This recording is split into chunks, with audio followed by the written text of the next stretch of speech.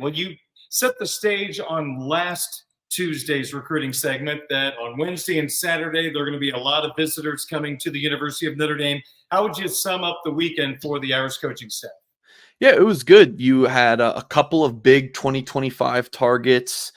These current high school juniors going into their senior year this fall, and then several 2026 players armed with offers from the Fighting Irish. Many of whom added offers from the staff for that pot of gold day that we've talked so much. That occurred March 17th. That lined up with St. Patrick's Day.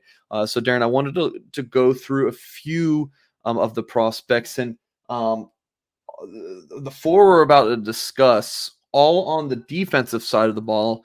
And it kind of worked out that the defense was just dominant, and three corners we're about to discuss too. So, and of course, Mike Mickens secondary did have a strong day. We're actually going to start though with a linebacker, Madden Faraimo from J. Sarah Catholic, that's in Southern California.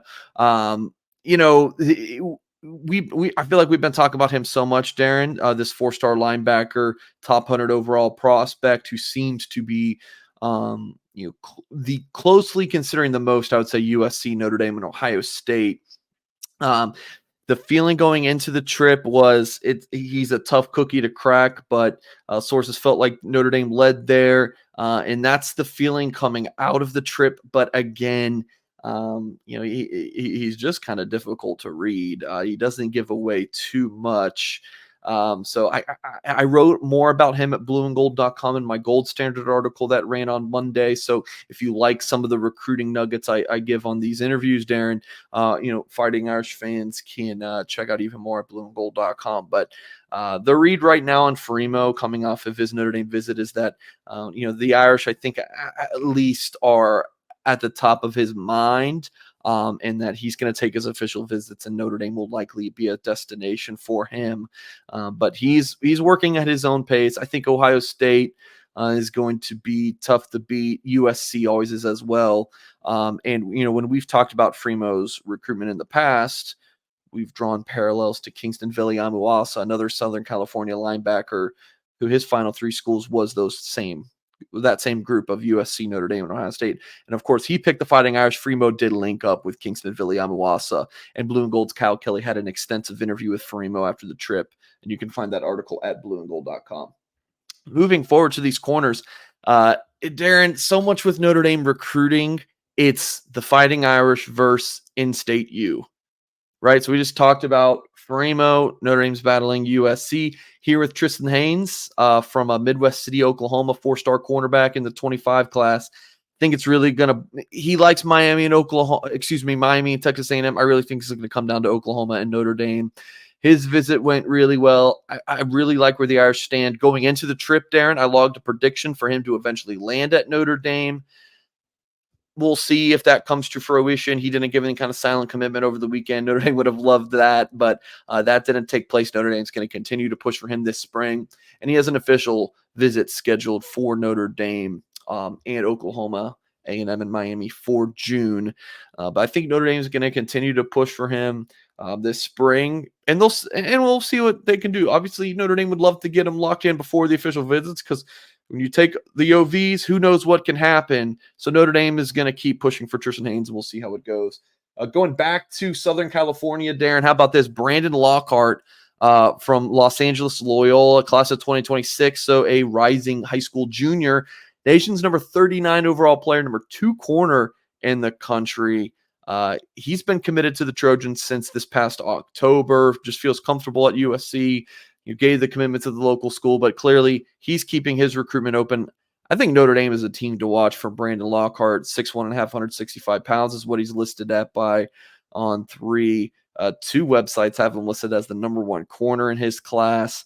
Keep an eye on Brandon Lockart. I think if he's going to flip from USC, I think he's going to look closely at Notre Dame. And a prospect who most consider a USC lean is R.J. Simmons, another Southern California prospect. His father went to USC.